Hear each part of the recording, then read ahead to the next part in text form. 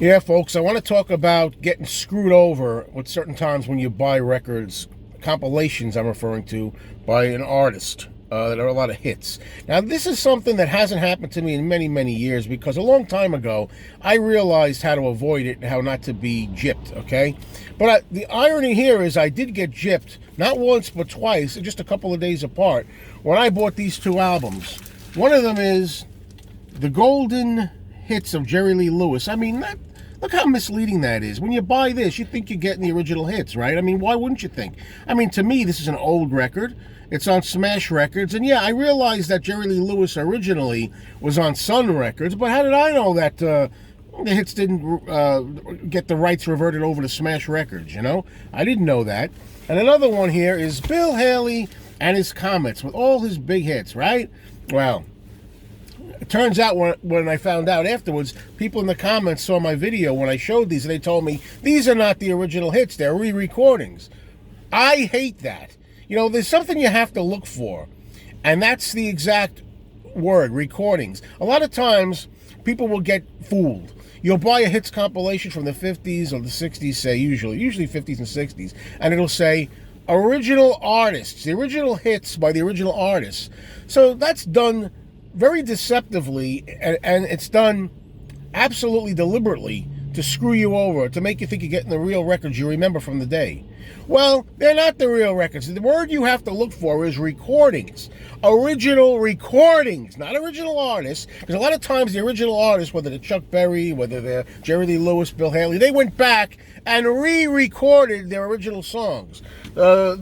This one here, I found out after the fact. Once I was told and clued in about this, I went back and I looked. You may not see this here. Try in the lower corner there. It says recorded 1963.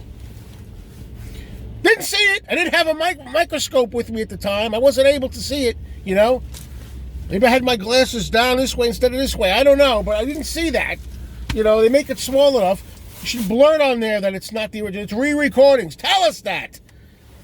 Now, Bill Haley is not as bad, you know, but in the case of the Bill Haley album, there was something on the back that I should have been hip to, but it wasn't clued in. It says here, exciting performances of the 50s top pops.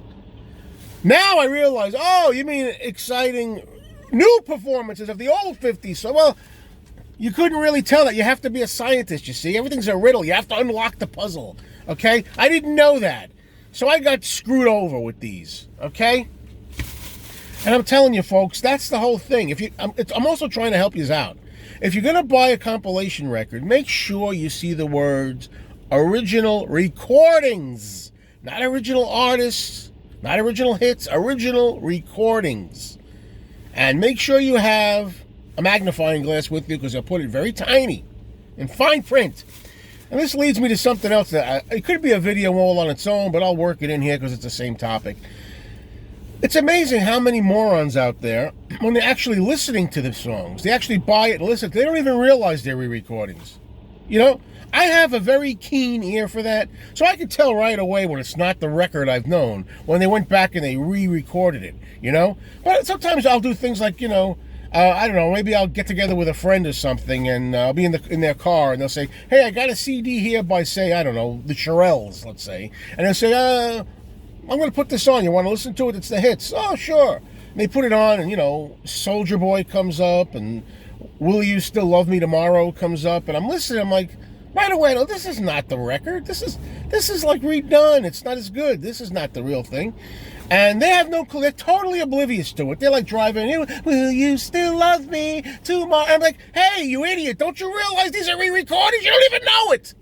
Hey, ignorance is bliss. I hear that all the time.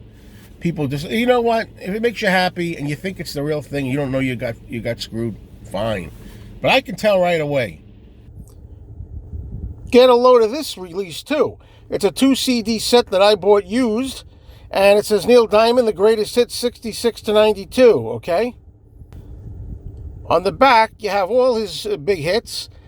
And get a load of this, side 1. I listened to like the first 5 tracks or 6 tracks, whatever it is. There's no problem here at all. And then all of a sudden, every single track on side 1, all of these things Red Red Wine, I'm a Believer, Sweet Caroline, Cracklin' Rosie. They're live. Do you see anything that says live here on those tracks?